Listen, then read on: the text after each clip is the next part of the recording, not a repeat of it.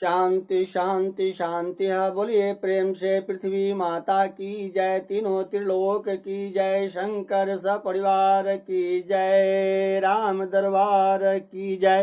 हर हर महादेव शंभो।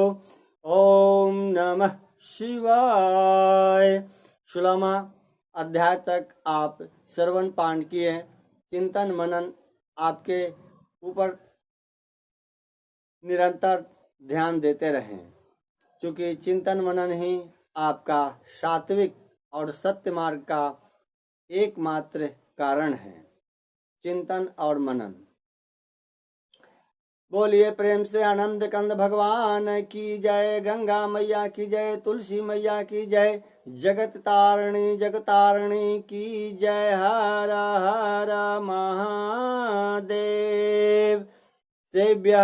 सेभ्यः सदा सेभ्यः शंकरः सर्वदुःखः। हर हर महादेव शंभो। आप विधेश्वर संहिता खड़शलिंग स्वरूप प्रणव का महात्म्य आप इस प्रकार श्री शिव महापुराण के अंतर्गत प्रथम विधेश्वर संहिता पार्थिवी पूजा आदि का प्रकार वर्णन नामक 16वां अध्याय तक आप श्रवण पान किए।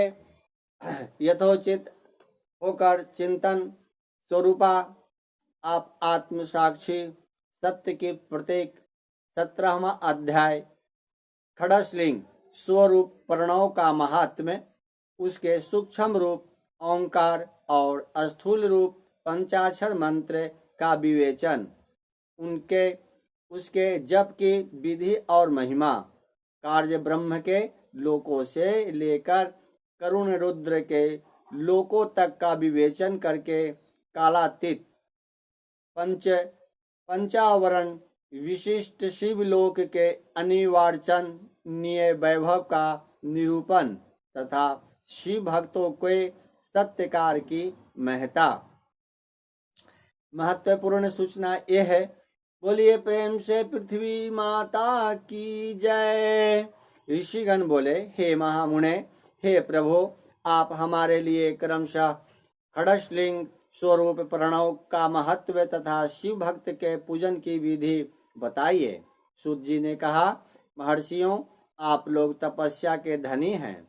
आपके यह बड़ा सुंदर प्रश्न उपस्थित किया है, किंतु इसका ठीक ठीक उत्तर महादेव जी ही जानते हैं, दूसरा कोई नहीं। तथापि भगवान शिव की कृपा से ही मैं इस विषय का वर्णन करूंगा।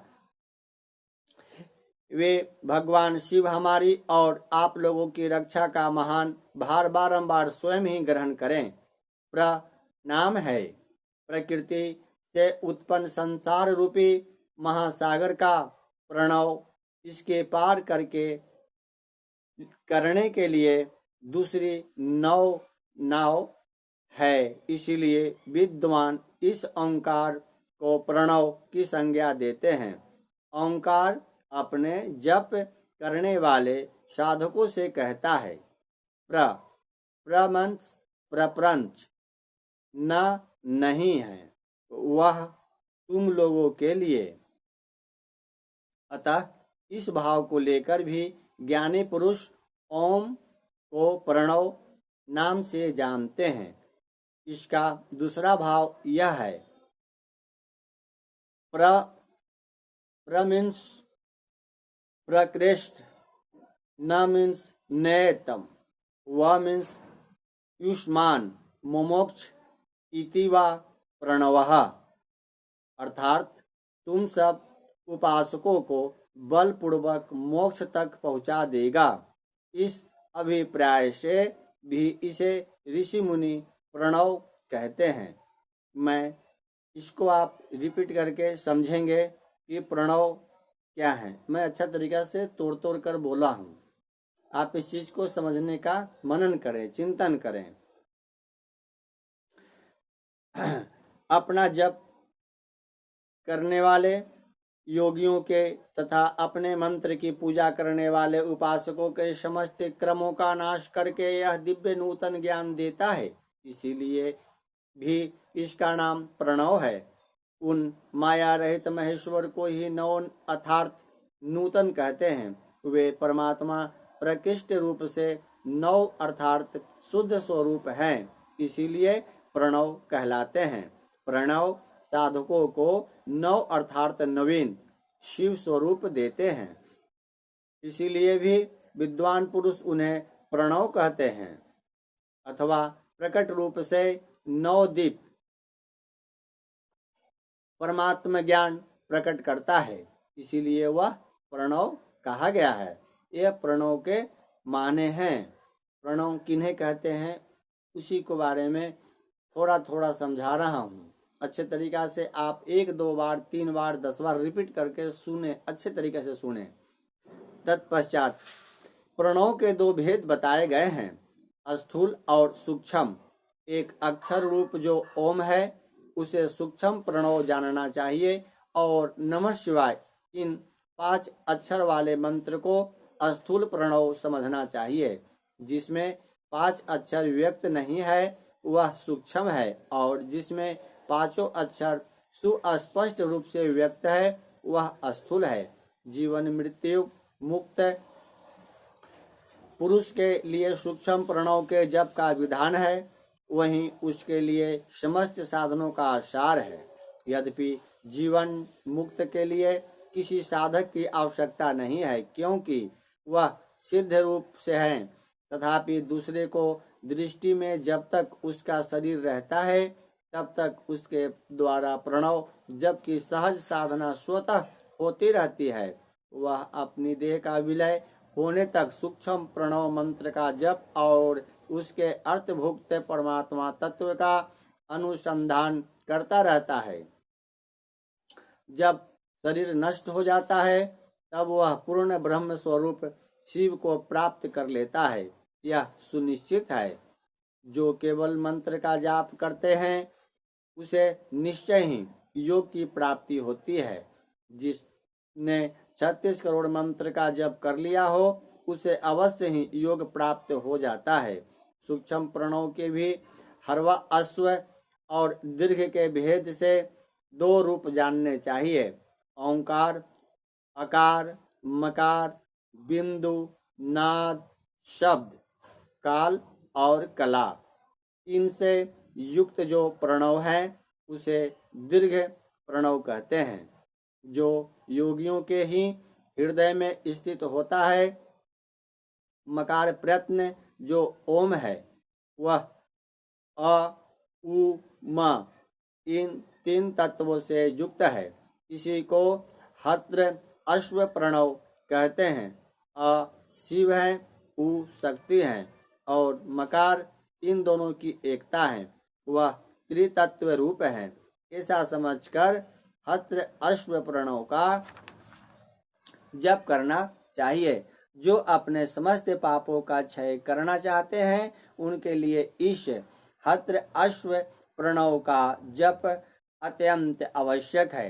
पृथ्वी, जल, तेज, वायु और आकाश, ये 5 भूत तथा शब्द, स्पर्श आदि इनके 5 विषय, ये सब मिलकर 10 वस्तुएं मनुष्यों की कामना के विषय हैं।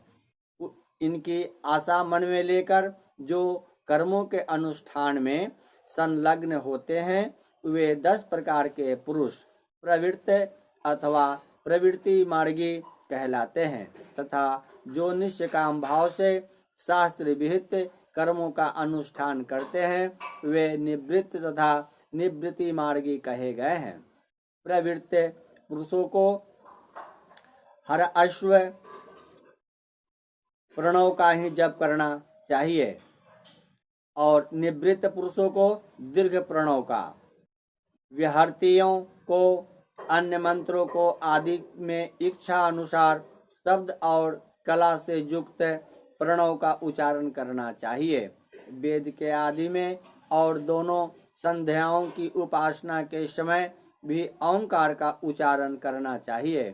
प्रणव का 9 करोड़ जप करने से मनुष्य शुद्ध हो जाता है। पुनः 9 करोड़ का जप करने से वह पृथ्वी तट पर विजय पा लेता है। तत्पश्चात पुनः 9 करोड़ जप करके वह जल तत्व को जीत लेता है पुनः 9 करोड़ जप से वह अग्नि तत्व पर विजय पाता है। तदंतर फिर 9 करोड़ जप करके वह वायु तत्व पर विजय होता है और फिर 9 करोड़ के जप से आकाश को अपने अधिकार में कर लेता है। इस प्रकार 9 करोड़ का जप करके वह क्रमशः गंध, रस, रूप, स्पर्श और शब्द पर विजय पाता है। इसके बाद फिर 9 करोड़ का जप करके अहंकार को भी जीत लेता है। ये द्विजो, मनुष्य 1000 मंत्रों के जप करने से नित्य शुद्ध होता है। इसके अनंतर अपनी सिद्धि के लिए जप किया जाता है। इस तरह के 108 करोड़ प्रणव जप करके उत्कृष्ट बोधों का प्राप्त हुआ पुरुष शुद्ध योग प्राप्त कर लेता है। शुद्ध योग से युक्त होने पर वह जीवन मृत्यु को मुक्त हो जाता है, इसमें संशय नहीं है। सदा प्रणव का जप और प्रणव रूपी शिव का धारण करते करते समाधि में स्थित हुआ महायोगी पुरुष साक्षात शिव ही है, इसमें संशय नहीं है। पहले अपने शरीर में प्रणव, ऋषि, छंद और देवता आदि का न्यास करके फिर जप आरंभ करना चाहिए। अकारादि मातृका वर्णों से युक्त प्रणव का अपने अंगों से न्यास करके मनुष्य ऋषि हो जाता है। मंत्रों को 10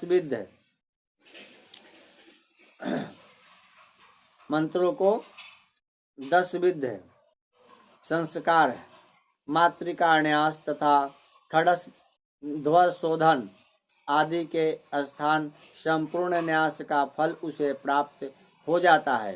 प्रवृत्ति तथा प्रवृत्ति निवृत्ति से मिश्रित भाव वाले पुरुषों के लिए स्थूल प्रणव का जप ही अभीष्ट का साधक होता है। प्रिय श्रोतागण, मैं आपसे थोड़ा विनम्र रुकावट इस प्रकार चाहता हूँ। शायद आप सोचना चाहते हैं कि मंत्रों के 10 विध संस्कार, मातृका न्यास और खड़स ध्वज शोधन क्या है। इनके बारे में थोड़ा समझा रहा हूँ, समझने की कोशिश करें। बोलिए हर हर महादेव की जय। ओम नमः शिवाय।